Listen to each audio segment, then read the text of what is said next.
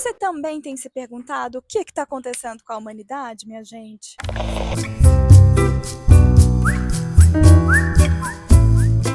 Por que discursos tradicionalistas, autoritários e até nazistas voltaram a crescer nesses últimos anos? Pois bem, um livro de 1983 nos ajuda a entender isso. O livro narra a história de dois amigos, um judeu e outro alemão, que compartilham uma forte amizade enquanto vivem nos Estados Unidos. No entanto, tudo muda quando o amigo alemão retorna para a Alemanha durante o início da ascensão nazista, e a relação deles muda drasticamente. A troca de cartas entre eles revela a transformação desse homem que antes era sensato e afetuoso em alguém que abandona os seus valores em prol de priorizar a sua própria segurança, o que levanta um questionamento.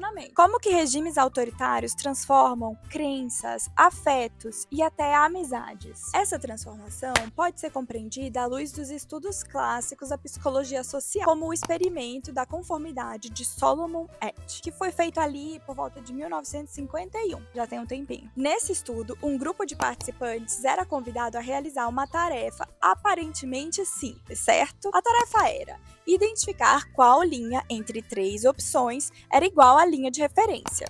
O que os participantes não sabiam é que os demais membros do grupo eram cúmplices do pesquisador e propositalmente estavam ali dando respostas erradas em determinadas rodadas. E o resultado foi surpreendente.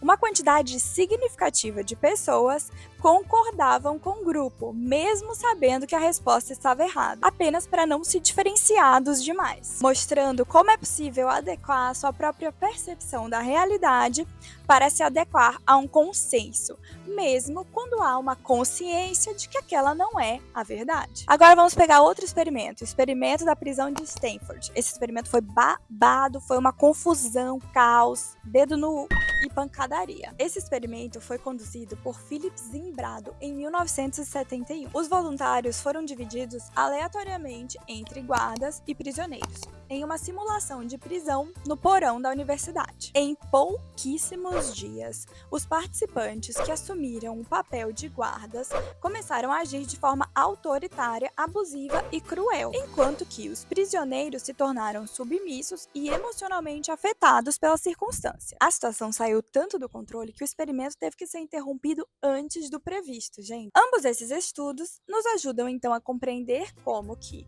diante de pressões sociais, medo de rejeição ou estruturas de autoridade rígida, as pessoas parecem reajustar as suas crenças e condutas. Assim como o personagem alemão na obra Paradeiro Desconhecido, muitas pessoas acabam cedendo à lógica dominante do grupo ou do regime. Não necessariamente por uma crueldade inata, porque a pessoa é má, mas por mecanismos psicológicos de conformidade, de obediência e de vontade, de desejo de pertencimento. Essas experiências, elas nos ajudam a entender que o autoritarismo não depende apenas de líderes carismáticos ou de ideologias violentas, mas também de pessoas comuns que, sob certas condições específicas, deixam de questionar e passam a reproduzir, ou até reforçar, discursos de ódio e exclusão. Tá, agora como que a gente pode tentar entender isso também a partir da sociologia?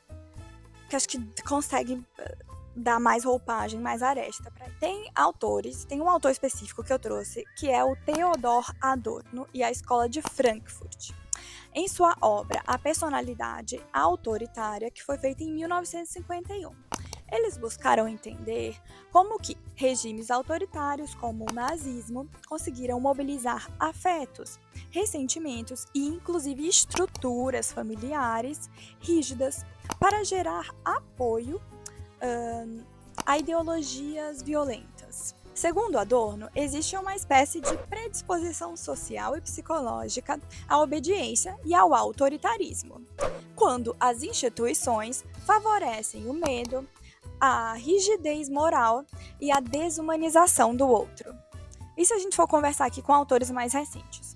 Vamos trazer então a filósofa Judith Butler, nossa rainha, que discute em Quadros de Guerra, foi um livro que ela publicou em 2009, como que discursos políticos moldam, estruturam a nossa percepção sobre quem merece viver e quem merece morrer. A desumanização do outro, colocar esse outro nesse lugar quase que de objeto, né? Algo não humano, e a gente pode ver no livro como o amigo judeu na narrativa.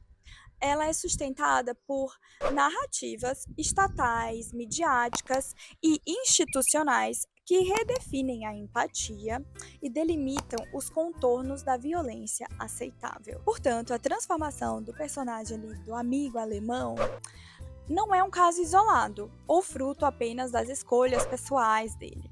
Se trata da demonstração, da atuação de um dispositivo social e político que molda os afetos, as nossas percepções de pertencimento e também as estratégias de sobrevivência em tempos de incerteza. Nesse sentido, essa obra é poderosa, poderosíssima, como um retrato incrível e minucioso, além de poético, sobre a análise da influência do contexto político e social nas relações humanas e nas mudanças ideológicas, individuais e culturais. Um dos aspectos que mais me chamou a atenção sobre esse livro é que a autora, a Catherine Cressman Taylor, se baseou em observações da vida real, da sua experiência, para escrever essa obra. Ela relatou que durante a ascensão do nazismo, muitos alemãos que viviam nos Estados Unidos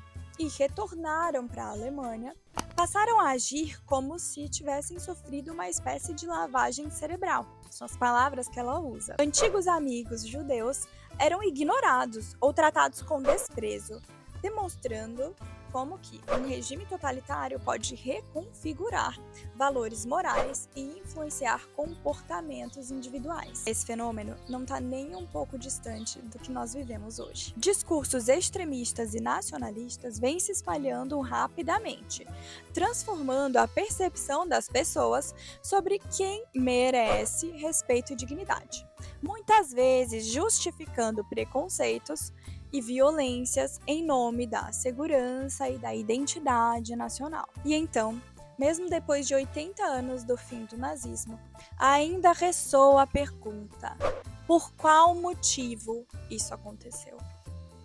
Por que nós, enquanto humanidade, deixamos isso acontecer? Historiadores como Ian Kershaw nos ajudam a entender o que aconteceu.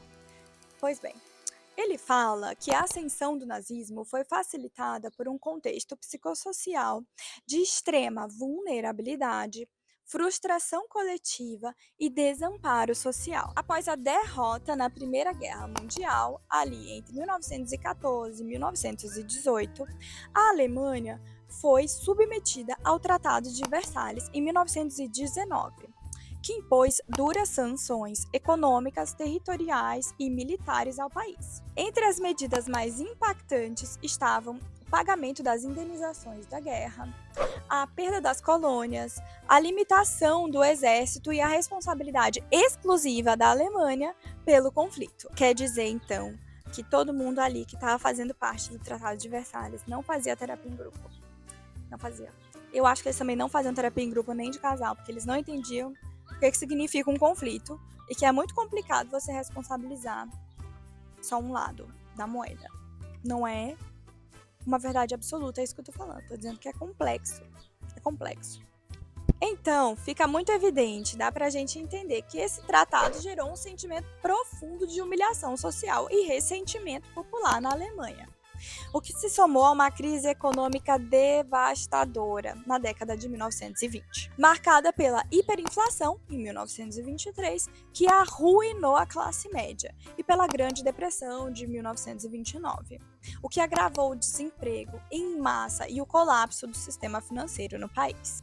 Esses fatores eles criaram uma espécie de terreno fértil para a disseminação de ideias autoritárias e discursos nacionalistas. Kershaw argumenta que o sucesso do nazismo ele não pode ser explicado apenas pela figura de Hitler, mas sobretudo por uma espécie de predisposição social que emergiu diante da crise, a busca por ordem, estabilidade e identidade. Nesse sentido, O Partido Nazista foi muito habilidoso em explorar esse cenário e oferecer uma narrativa simples, mas emocionalmente muito potente. Ter um inimigo, o inimigo interno. Os judeus, os comunistas, os estrangeiros, geralmente são os inimigos que a galera gosta de criar, era o responsável pela decadência da Alemanha. E o povo deveria se unir em torno de um projeto nacional regenerador. Se nós temos agora nós temos em quem atribuir a culpa pelo contexto onde estamos. Também dá para ver que as pessoas não faziam terapia ali naquela época para entender que nós temos responsabilidade pelo contexto em que estamos inseridos, dependendo da situação. Esse fenômeno também foi explorado por Erich Fromm, um filósofo e psicólogo e entusiasta de boliche que escreveu o livro Do Medo à Liberdade, em 1941. Fromm analisa como, diante das inseguranças e dos colapsos das estruturas sociais tradicionais, muitos indivíduos preferem abrir mão da sua autonomia, em troca de pertencimento, autoridade e explicações rígidas sobre o mundo. Um processo que ele chama de fuga da liberdade. Portanto, a ascensão do nazismo não se deu unicamente pela violência ou pela coerção, mas por uma sedução ideológica que prometia restaurar a grandeza nacional, dar sentido àquele sofrimento coletivo e reorganizar a sociedade com base em hierarquias claras. Essa lógica se repete e tem se repetido em diversos contextos históricos, e é frequentemente reativada em tempos de crise econômica, instabilidade política e desorientação cultural. Parece que quanto maior o caos, maior a atração por discursos que oferecem culpados e soluções fáceis. Uma dinâmica que segue sendo atual e perigosa. E então surge a questão: será que uma população vulnerável e fragilizada está mais suscetível a ultrapassar os seus limites morais e éticos, chegando ao ponto de aceitar violências e atentados contra a humanidade em nome da autopreservação? Que pergunta gigantesca, né?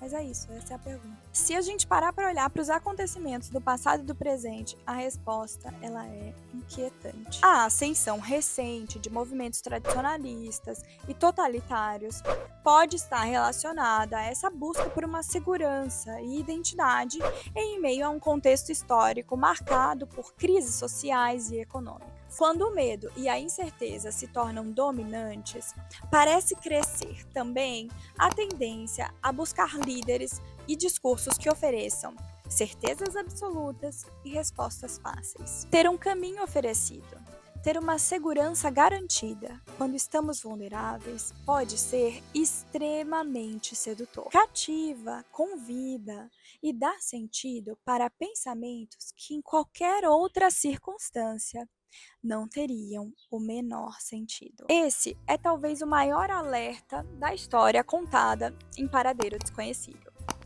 Que nenhuma amizade, nenhum valor ético, nenhuma sociedade estão imunes ao perigo do fascismo e de discursos totalitários. Talvez, para que erros como o nazismo e ditaduras não se repitam, a gente precise manter histórias como essas vivas. História é memória coletiva. Se esquecemos a nossa história, será que de alguma maneira nós não estamos esquecendo também de quem nós somos? Se você ficou até o final desse vídeo, muito obrigada mesmo, obrigada por me ouvir. E se puder, se fizer sentido para você, não esquece de se inscrever no meu canal, não esquece de curtir, porque isso vai me ajudar muito a alcançar mais pessoas. Minha gente, vocês não estão entendendo a minha felicidade de estar gravando o meu primeiro vídeo pro YouTube. Eu sou muito fã dessa plataforma, muito fã. Eu amo o YouTube, sempre assisti, sempre serei a maior fã, a maior consumidora.